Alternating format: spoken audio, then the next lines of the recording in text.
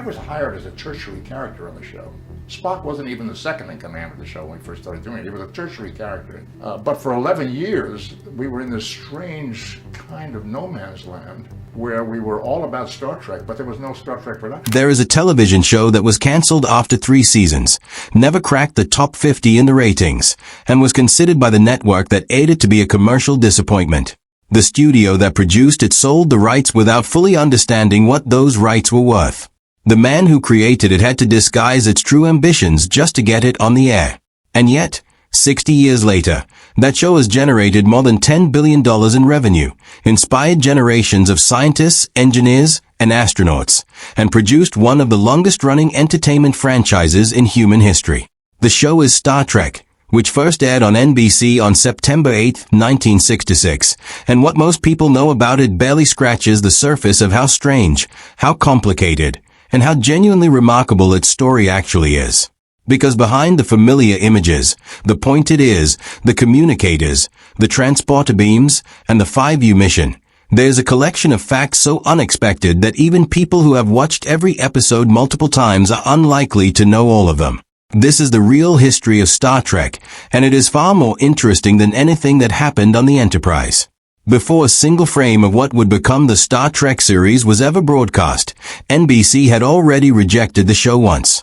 The pilot that Gene Roddenberry originally delivered to the network in 1964 was called The Cage, and it starred Jeffrey Hunter as Captain Christopher Pike. Hunter was not a minor television actor. He had played Jesus Christ in the 1961 Hollywood film King of Kings, and Roddenberry believed his casting would lend the production immediate prestige. The pilot was filmed on a real budget, delivered to NBC executives, and rejected with 2 specific criticisms that reveal more about the network than they do about the show. The first complaint was that The Cage was too slow and too cerebral, which is a remarkable thing to say about a science fiction series whose entire premise depends on ideas. The second complaint was more revealing still. NBC executives objected to the fact that the ship's first officer, a character called Number 1, was a woman. The role was played by Majel Barrett, who was Gene Roddenberry's girlfriend at the time and would later become his wife. The network's position was direct. They believed American audiences in 1964 would simply not accept a woman in a position of command. Roddenberry was forced to remove the character entirely if he wanted a second chance. Barrett, however, did not disappear from the show. Roddenberry recast her as Nurse Christine Chapel, placed a blonde wig on her head, and she appeared throughout the entire original run. The network that declared female authority unbelievable accepted the same actress in a supporting role without raising a single objection. The second chance that NBC offered for a new pilot existed because of one specific person who had no obligation to provide it. Star Trek was not a product of a major Hollywood studio. It was produced by Desilu Productions, the company founded by comedian Lucille Ball and her then-husband Desi Arnaz, best known to audiences for the television series I Love Lucy. When NBC rejected The Cage, the reasonable business decision was to absorb the loss and move on. Most production companies would have done exactly that. Ball did not.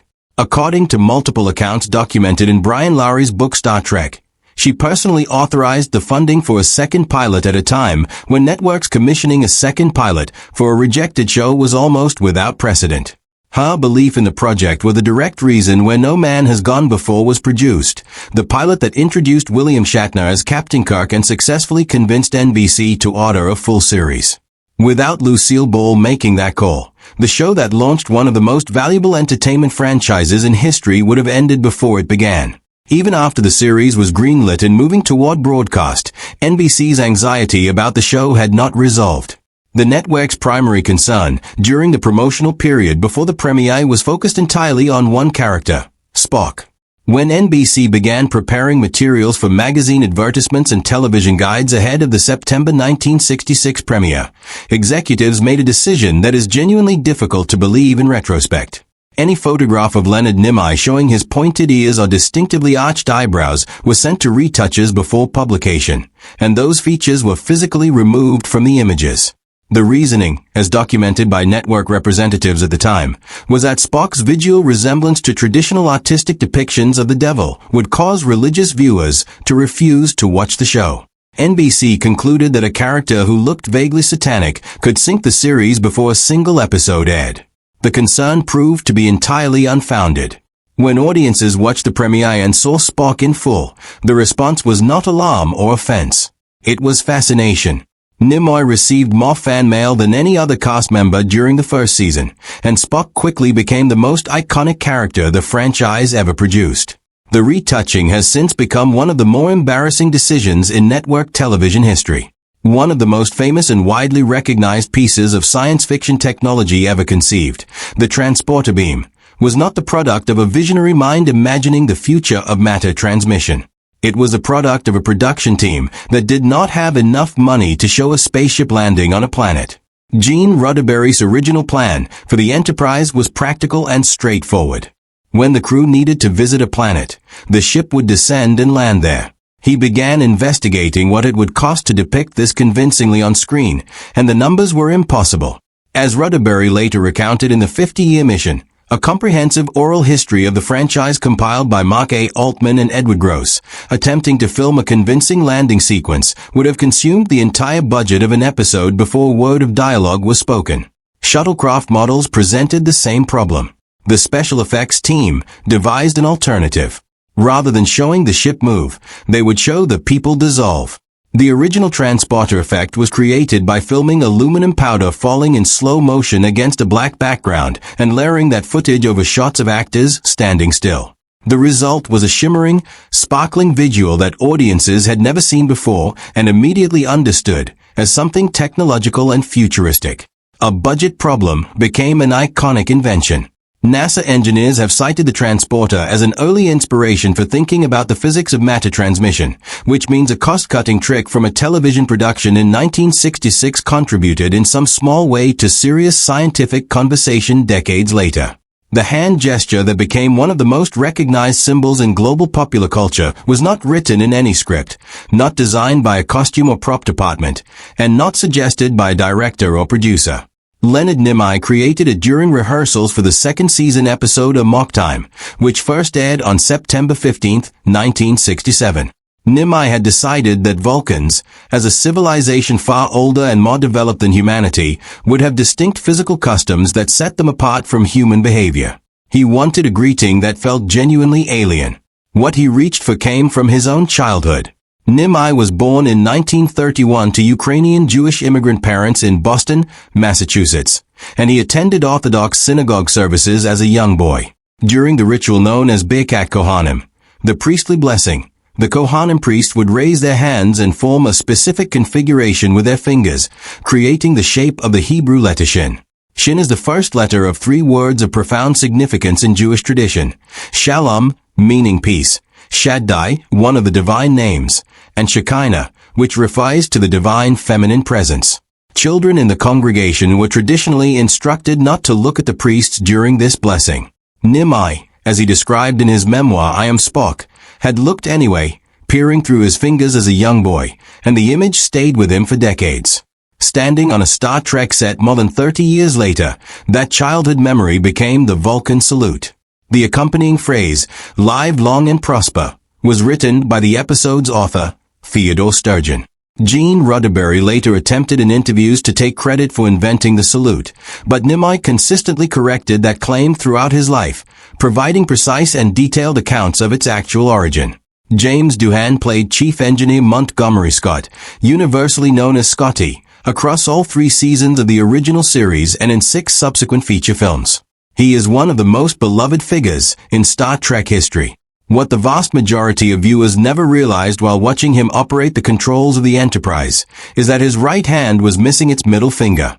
Doohan lost it on June 6, 1944.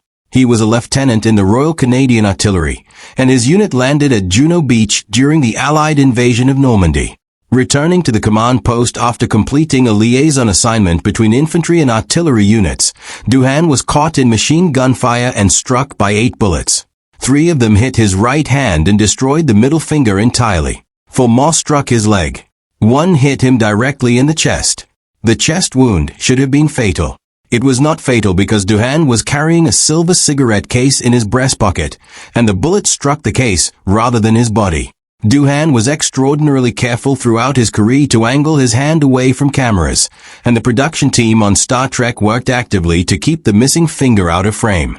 In the rare moments when it is visible on screen, virtually no one watching notices it. His military service and the injury he sustained on one of the most consequential days of the 20th century remained largely unknown to his audience for most of his career. Nichelle Nichols played Lieutenant Uhura, the communications officer of the Enterprise, and her presence in that role was more historically significant than either the network or most viewers at the time fully appreciated.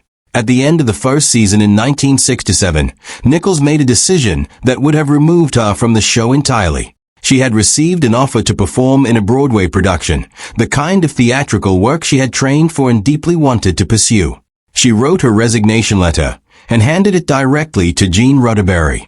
Roddenberry asked her to wait through the weekend before making the decision final.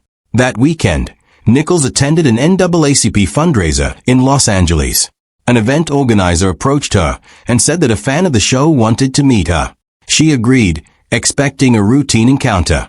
The person she came face-to-face with was Dr. Martin Luther King. Jr. King told her, with considerable directness and passion, that she could not leave. He described her role as Uhura as the first time an African-American woman had been given a co-starring role on American television that was neither menial nor built on stereotype. He spoke about what it meant for audiences, particularly young black viewers, to see a person who looked like them portrayed as intelligent, authoritative, and fully human in a vision of humanity's future. Nichols recalled in her autobiography Beyond Uhura that King told her Uhura was not just a role but a symbol, and that symbols of that kind carried a responsibility that went beyond any individual career choice. She withdrew her resignation the following Monday. She continued playing Uhura for the remainder of the series, in 6 feature films, and provided the voice of the character in the animated series.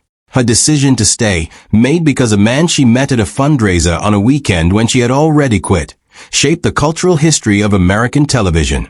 The scene that is most frequently cited as a landmark moment in American television history almost did not happen, and when it did happen, it only survived because of deliberate sabotage.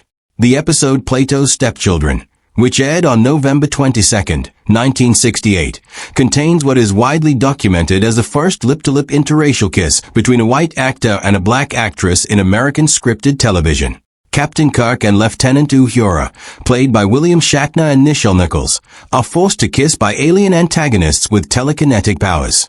That specific plot construction was not accidental. It was a carefully designed piece of protective cover for everyone involved. By making the kiss a compelled act rather than a chosen one, the writers gave the network, the actors, and the production team a defensible position against the controversy they knew was coming. NBC was concerned enough about the potential reaction from Southern television affiliates that they supervised the filming personally and prepared for significant fallout.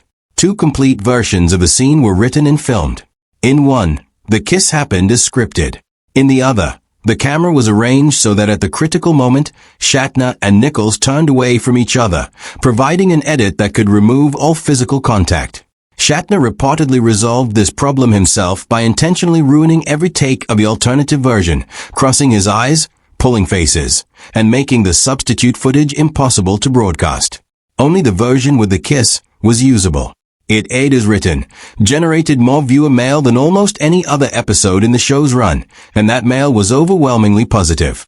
The episode is now held at the Library of Congress as part of the National Film Registry. The visual design of Spock, the character who became the face of the entire franchise, went through an early development phase so strange that it barely resembles what audiences eventually saw. In the earliest conceptual stages, as documented in production histories of the series, the character was envisioned with distinctly reddish skin rather than the pale, slightly yellowish complexion Nimoy wore throughout the show. That design was abandoned in part because a majority of American television sets in the mid-1960s still transmitted in black and white, and a character whose alien nature was expressed through skin color would simply look washed out and unremarkable on the screens where most people were watching. The designs went further than a color change. At one point in the development process, Spock was conceived as a being that did not eat or drink at all in any conventional sense.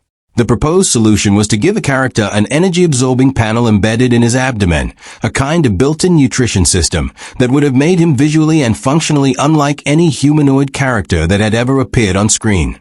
None of this made it to production, but it illustrates how far the creative process ranged before landing on the version of the character that became one of the most recognizable figures in 20th century popular culture. The Vulcan knife pinch, the technique that allowed Spock to render opponents unconscious with a precise grip at the junction of the neck and shoulder, was invented because Leonard Nimoy refused to punch someone. During the filming of the first season episode The Enemy Within in 1966, the script required Spock to incapacitate an opponent by physically attacking him. Nimoy read the scene and concluded that it was fundamentally wrong for the character he was building. A Vulcan, in his understanding of the species, was a being of extraordinary logic and discipline, the product of a civilization that had evolved beyond the emotional impulsiveness of humanity. Having that character throw punches in a corridor fight felt not merely dramatically awkward, but directly contradictory to everything Spock was supposed to represent. Nimoy went to the episode's director, Leo Penn, with a proposal. Spock would incapacitate the opponent not with force but with precision, applying focus pressure to a nerve cluster in a way that required knowledge rather than strength. Penn was skeptical about whether it would work on screen. Nimoy demonstrated it. Penn agreed to film it, and the Vulcan knife pinch became a recurring element of the series that has since been discussed in martial arts and neurological contexts as a fictional but conceptually grounded technique. The entire invention came from an actor who understood his character well enough to refuse a direction. Star Trek was never what the television industry would call a successful show in conventional terms. Across its 3 seasons, it never ranked higher than 52nd in the national Nielsen ratings. That number placed it well outside any definition of a hit. After the second season concluded, NBC made the straightforward commercial decision not to renew it. What followed had no real precedent in television history at that point. A coordinated campaign organized by fans of the show, driven in significant part by science fiction writers, academics, and organized fan communities, delivered over 1 million pieces of mail to NBC's offices.